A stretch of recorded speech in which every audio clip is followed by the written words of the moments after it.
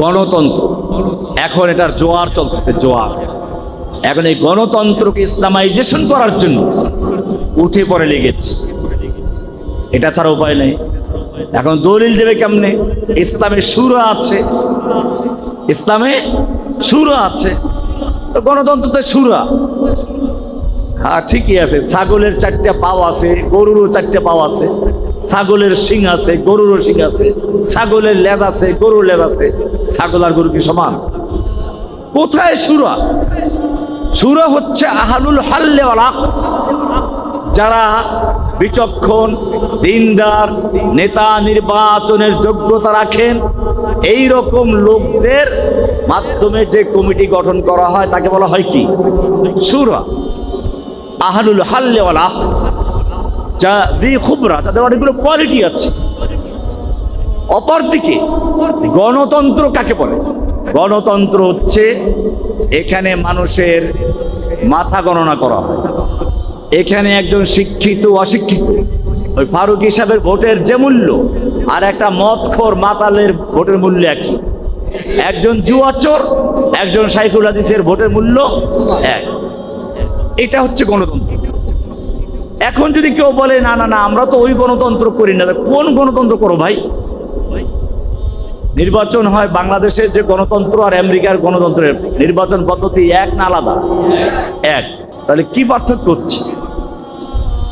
এবার আমরা কোরআন থেকে বলবো, তারপরে আমরা বলি এই গণতন্ত্র, এই গণতন্ত্র দিয়ে খোদ গণতন্ত্রই কায়েম হতে পারে না, শুরুতেও না এখন।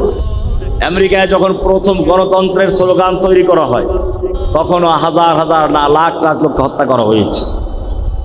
এরপরে বাংলাদেশে আমরা দেখি এক এক সময় গণতন্ত্র মরে যায়, এরপরে কিছু লোকে লড়াই করে যুদ্ধ করে জীবন দিয়ে তারপরে গণতন্ত্র আবার দাঁড় করায়।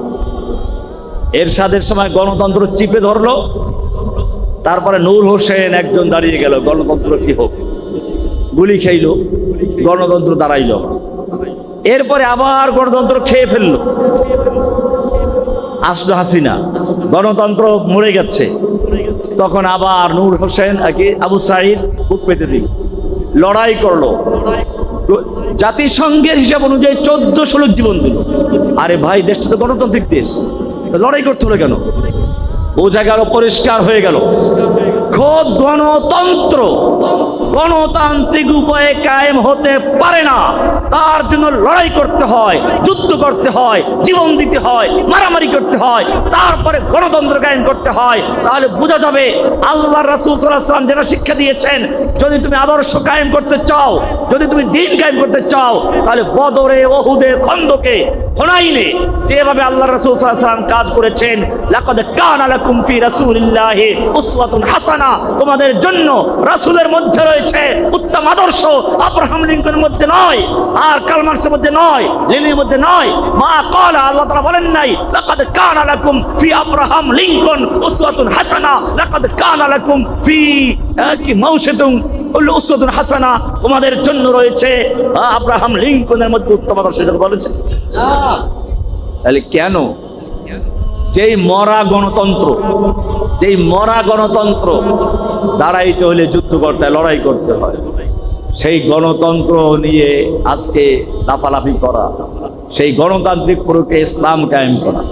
মনে রাখবেন, গণতান্ত্রিক প্রক্রিয়া যদি ক্ষমতায় আসেও, যেদিন সংবিধান রক্ষার জন্য শপথ নিবে সেই দিন এমনিতেই যখন গণতান্ত্রিক আন্দোলন করে তখন ঈমান চলে যায়।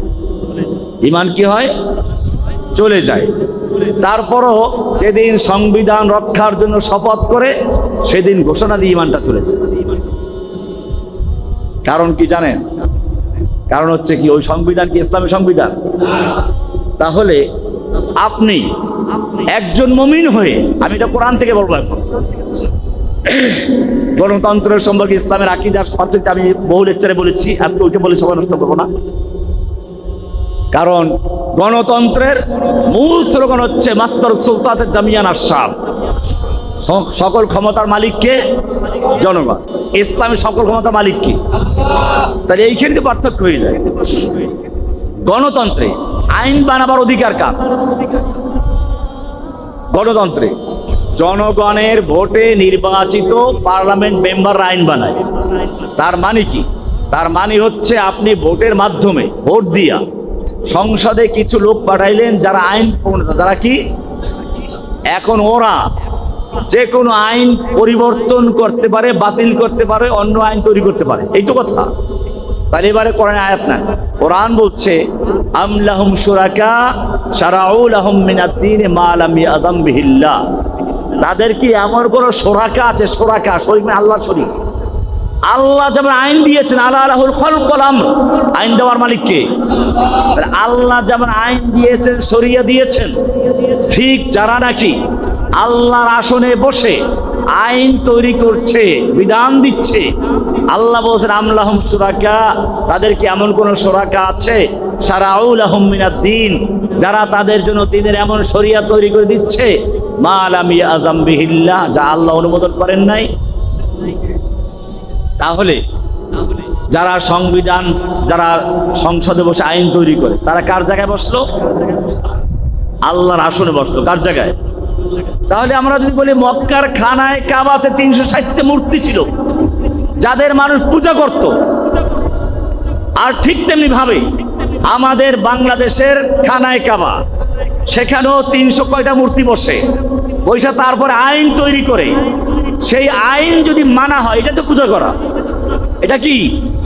তাহলে মক্কার মূর্তি পূজকরা যদি মূর্তি পূজা করে মুশরিক হয়, মক্কার মূর্তি পূজকরা যদি মূর্তি পূজা করে মুশরিক হয়, তাহলে সংসদে যারা আল্লাহর আইন বাতিল করে বিকল্প আইন তৈরি করে অথবা মানব রচিত আইনকে রক্ষা করার জন্য শপথ করে সে আইন তৈরি করে, তারা কার জায়গায় বসে আছে? এদের তৈরি করা হুকুম যারা মানে, তারা আর মূর্তি পূজক পার্থক্য আছে কিনা? কোরআন থেকে দলিল না, কোরআন বলছে সূরা নিসার 60 নম্বর আয়াত, আলাম তারা ইলাল্লাযীনা ইয়াজউমুনা আন্নাহুম আমানু বিমা উনজিলা ইলাইকা ওয়া মা উনজিলা মিন ক্বাবলিক। হে নবী, আপনি কি ওই সমস্ত লোকদের দেখেননি যারা দাবি করে, ইয়াজউমুনা, যারা দাবি করছে, আন্নাহুম আমানু বিমা উনজিলা ইলাইকা, তারা ঈমান এনেছে ওই কিতাবের প্রতি যা আপনার প্রতি নাযিল করা হয়েছে, ওয়া মা উনজিলা মিন ক্বাবলিকা, আপনার পূর্বের কিতাবের উপর ঈমান এনেছে। কিন্তু যখন তাদেরকে বলা হয় আদালতে আল্লাহর বিধান কায়েম করো, সংসদে আল্লাহর বিধান কায়েম করো, ইউরিদুনা আন ইয়াতাহাকামু ইলাত তাগুত, তখন তারা আল্লাহর আইনের কাছে বিচার ফয়সালা দিতে রাজি না, তারা তাগুতের আইনের কাছে বিচার ফয়সালা নিয়ে যায়, তাগুতের কাছে বিচার নিয়ে যায়।